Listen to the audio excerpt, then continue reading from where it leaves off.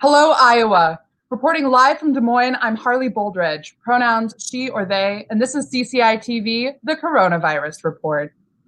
Iowa has nearly 43,000 cases of COVID-19, and more than 830 of our family, friends, and neighbors have died from this disease.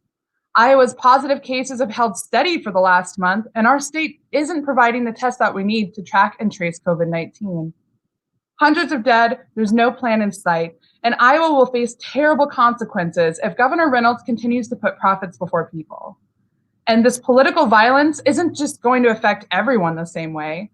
Black and brown Iowans have been disproportionately harmed by Reynolds' COVID mismanagement with higher rates of cases in our communities. But at least we can depend on Governor Reynolds' press conferences to keep us safe, right? Well, maybe not. Recent reporting from the Associated Press shows that, of all things, those press conferences might not be the most trustworthy source of information. At a May 5th press conference with Governor Kim Reynolds, Sarah Reisetter, the Iowa Department of Public Health's deputy director, reported on the first outbreak at a meatpacking plant. She had this to say. The Tyson plant in Columbus Junction, where we've identified 221 positive cases, and that represents 26% of the employees tested. That's right, 221 positive cases at just one crowded Tyson meatpacking plant in Columbus Junction, where thousands of at-risk Iowans work. Now, this is already scary news, but it's not true. In reality, Tyson had told state officials days earlier that the actual number was much higher. How much higher? Try double. 522 cases in just one Tyson plant. You know, it's clear that we just can't trust state officials like Kim Reynolds to do the right thing in this moment. She's consistently chosen politics over a reasonable pandemic response, and she's putting the profits of big agriculture ahead of Iowans' health and safety. Governor Reynolds' plan is putting all of us at risk, but some workers are going to bear the brunt of her recklessness more than others. That includes teachers, school faculty and staff, and school children, who are especially at risk as Governor Reynolds pushes for schools to return to in-person education, which steps on local control and workers' rights.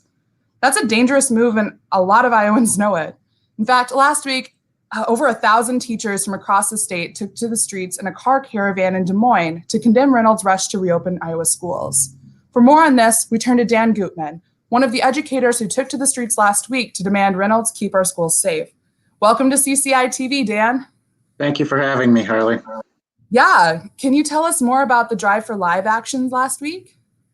Well, all teachers in Iowa would prefer to be teaching quietly right now, but we're called to do something a little bit bigger. Right now, we're tremendously concerned for our communities as we've had conversations with colleagues who are fearful right now for the situation their students and themselves will be in this fall. So we decided to get together and make our voices heard. To share our concerns around the lack of leadership provided by Governor Reynolds in terms of supporting school districts for a safer return to school this fall. Absolutely. And just why is Kim Reynolds' proposal to prioritize in-person education dangerous? Well, I think that depends on the individual communities in Iowa and the different issues that they face. Districts have worked tirelessly some districts have worked pretty hard to put together plans that account for community safety. Often hybrid situations to lessen the amount of students in a school building at one particular time. On July 17th, Governor Reynolds issued a proclamation mandating 50% in-person learning, which really threw a loop for districts like Des Moines Public that had a solid hybrid plan in place, forcing them to go back to the drawing board. Her action really took away local control and took away the ability of those leaders from following the advice of scientists and public health officials. And it's not sufficient. Like you said, teachers would rather be keeping their nose down and doing the work that they want to be doing. That's why you're teachers. So why did teachers choose to take to the streets and protest the governor's order? Because we're scared for the lives of our colleagues and our students and our families. I want to teach. All teachers in Iowa want to teach. We're going to teach regardless of the situation that we're put in, but we're certainly not going to stand quietly and still and allow others with little experience in providing for education to make those calls without considering local issues, the demographics of the community, and the advice given to them by public health officials. Absolutely. And so what does the governor need to do to keep our schools safe? She needs to rescind her July 17th proclamation mandating 50% in-person instruction.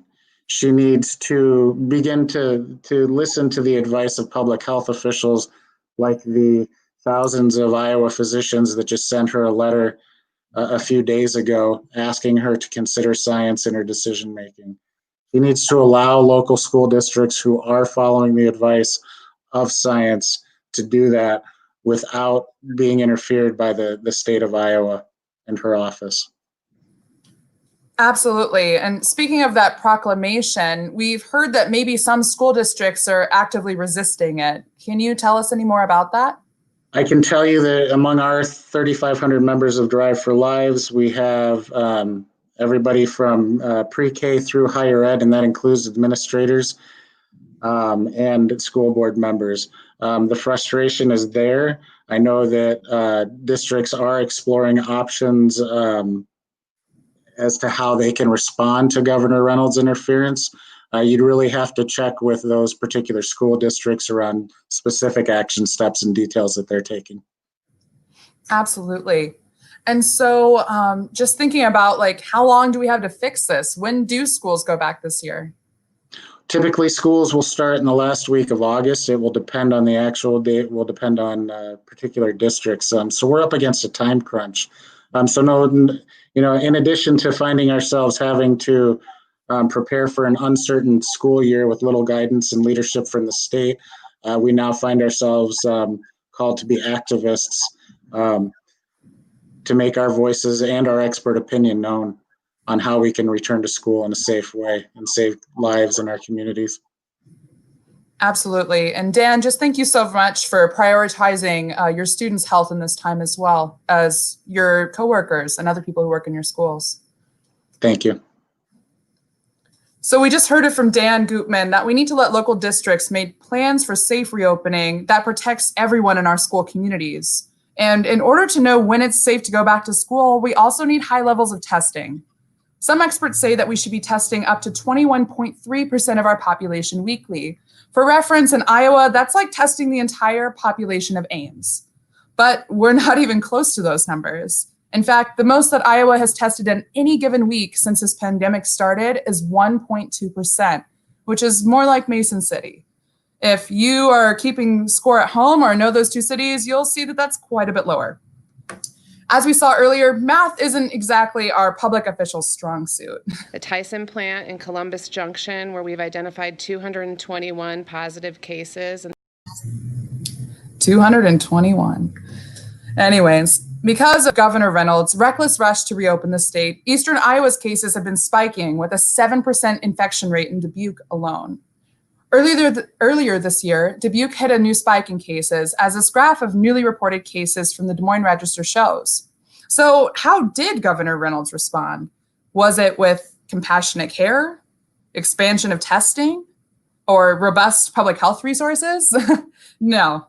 Try cutting testing. In fact, when faced with this COVID-19 spike in Dubuque, the governor tried to put a cap on the number of tests that Dubuque's only Test Iowa site was performing. They had previously been performing 550 tests a day, and she tried to cap it at 100, even as numbers climbed. Eastern Iowa already faces systemic underfunding of healthcare resources, so this was especially devastating to the community. Luckily, after a lot of public outcry and people speaking up about this, the governor has lifted that cap. But she's still working on restricting testing and closing testing sites across the state. In fact, we haven't seen a plan for testing Iowans without a vehicle or a photo ID, meaning that COVID will likely continue to spread in already under-resourced communities. And look, we need widespread testing, and we need to expand our test sites to every Iowa community, from the Missouri to the Mississippi. It seems that Governor Reynolds is instead kind of using a Trump strategy right here in Iowa. If you don't test, you don't have any cases. If we stop testing right now, we'd have very few cases, if any. For the record, and I can't believe I have to say this, increased testing does not increase the number of COVID-19 cases. COVID is a serious illness, and we need data to trace and track the scope of it. But you wouldn't know that from listening to COVID Kim and her pals from the White House, who don't seem to be taking COVID prevention very seriously.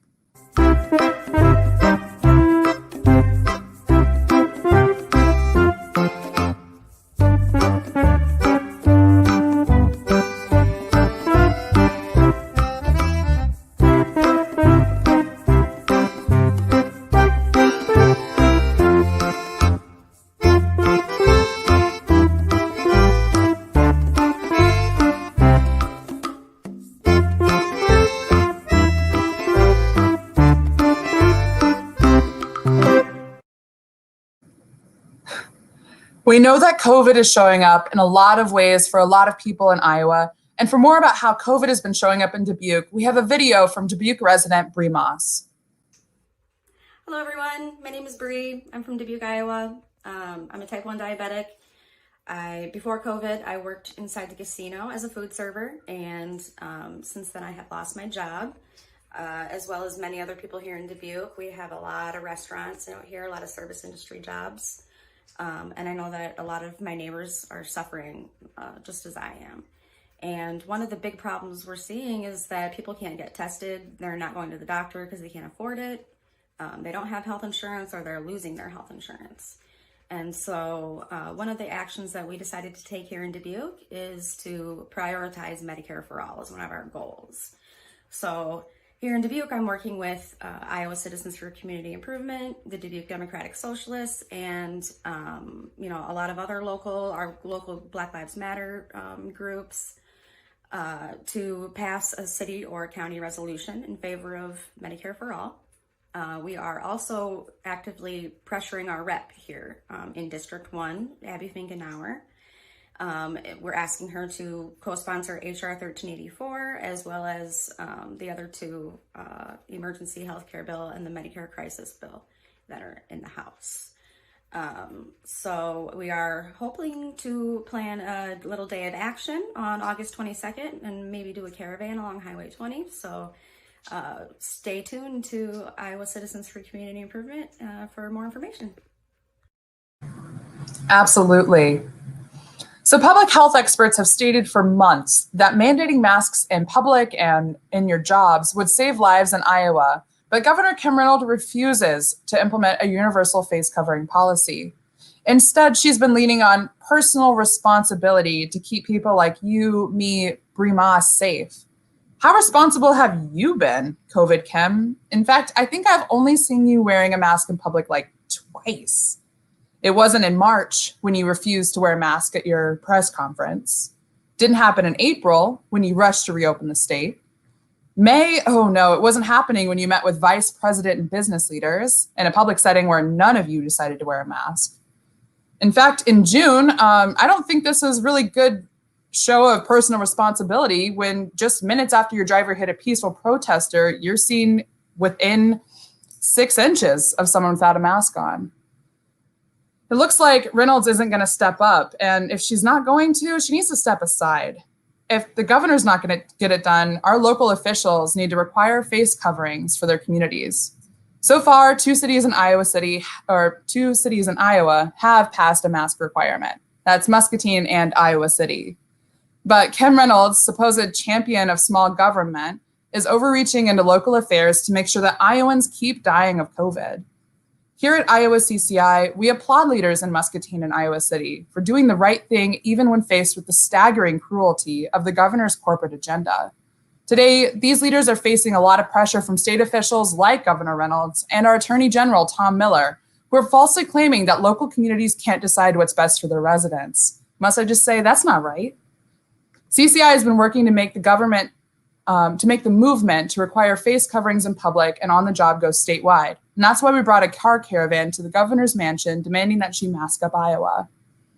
Over 100 cars showed up with probably 200-300 people with different messages showing why it matters, what we need right now. We need Governor Kim Reynolds to take action. We need a mask mandate. At CCI, we're also dedicated to reducing police interaction in our communities. We know that ensuring safety for all means divesting from police power and investing in healthcare and community services. That's why our call to Mask Up Iowa depends on masks being made freely available to the public. We need to care for our communities, not control them. That's why we reject mask policies that rely on police enforcement and punitive fines, which here in Iowa disproportionately affect poor people and people of color. If anyone should be getting fined in this situation, it's corporations, not individuals. Taxing corporations at a fair rate, which we should have been doing a long time before this crisis, would open up new revenue streams that can ensure that every worker has personal protective equipment, or PPE. As someone who's been working in the restaurant industry since I was 14, I could sleep a lot better at night knowing that every person in our community was being protected by common sense mitigation practices. For more on how we can implement a face covering policy that depends on community care, we now turn to Jaime Izagiri, a Des Moines activist and student at Drake University. Thanks for joining us, Jaime. Hey, Arlie, thanks. Glad to join. I love the Mask Up Iowa campaign. And we love that you love it. Love is the only thing we have here together. So what are the dangers of depending on police or fines to enforce a universal face mask covering policy?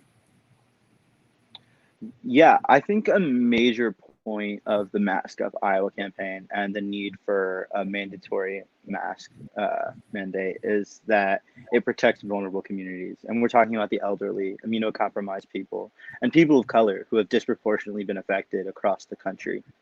And when you introduce police into the situation, it does the exact opposite of protecting those people. It puts them in danger, and it puts them in danger of both police and fines. Absolutely. And that's definitely not something that we want to see here in Des Moines, where the police have locally recently gotten a lot of bad rep for how they're treating people. So if we don't have the police enforcing masks, what are some alternatives to policing? Yeah, I think that looks like those with power providing masks when it's like needed. And so that looks like Tyson giving their workers masks and PPE to protect them from COVID on the meatpacking lines. That looks like grocery stores requiring and offering customers masks and both workers. Yeah. Absolutely. And that definitely has a much better image than what we've seen recently from the police. What are your hopes for the future of Mask Up the movement? Yeah, I think one of the big reasons why the pandemic has hit the United States so hard is both because of ineffective leadership and the refusal to prioritize human life. But it also has to deal with a longstanding issue that we have, and that's the fact that healthcare is not available to all in this country. And it's in fact even gotten worse because when the economy took a slight dip and people got laid off, over 5 million people lost their healthcare in the midst of an international pandemic. And so I think Medicare for all, or like a national healthcare system, is something that's like very needed in this moment, very specifically. I couldn't agree more. And thinking about people who have been systemically denied services during this pandemic, college students, right? We've seen that Des Moines Public Schools is coming back in this fall, but we also know that people like you who attend university are going to be returning to classes this fall. What kind of response have you seen from Drake or other schools about keeping people safe? Yeah, I think I've seen a lot of the same response on behalf of university administrations that I've seen from Kim Reynolds and her administration. And that's a lack of effective leadership that's not prioritizing people over profits. And so a lot of colleges and universities are going to have in-person classes and somewhat of a hybrid system where you can choose online or in person. But the fact of the matter is they're keeping tuition the same. They're putting lives in danger, and they shouldn't be doing that.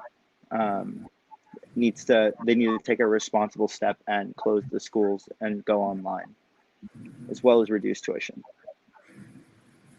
Absolutely. And thank you so much for sharing everything that you have done today and for supporting the movement to mask up. It's really inspiring to hear from leaders right now. Yeah, no, happy. Yeah. Speaking of leadership, here in Des Moines, we haven't seen any from officials like the Des Moines City Council or the Polk County Board of Supervisors. In fact, the Des Moines City Council is falsely claiming that they have to comply with the Governor Reynolds' deadly refusal to mandate masks. If only there were 2 cities in Iowa that had already done it, issued face mask requirements. Where is Mayor Frank Cownie? Where is Supervisor Matt McCoy? Why won't these leaders step up and lead by taking action to protect their communities instead of just licking the governor's boots? Today, Iowa CCI is calling on every Iowan. That means me, you, your neighbors. If your city and county officials won't issue a face mask covering policy, call and safely protest until they do. If you're a Des Moines resident, we're including Mayor Frank Cownie's phone number here. Feel free to give him a call and tell him how you feel about his refusal to act on common sense policies. And for a little nugget of information, we've had over 200 people die in Polk County alone.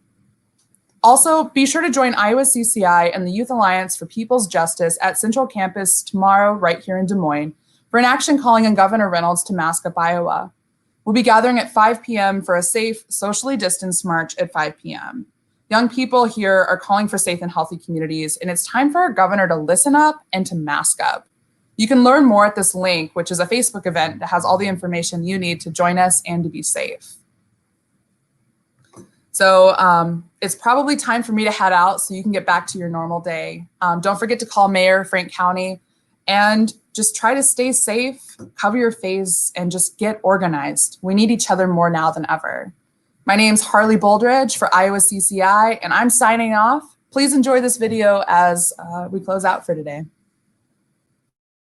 Is there some kind of a test, an acuity test, like you'll go person, woman, man, camera, TV.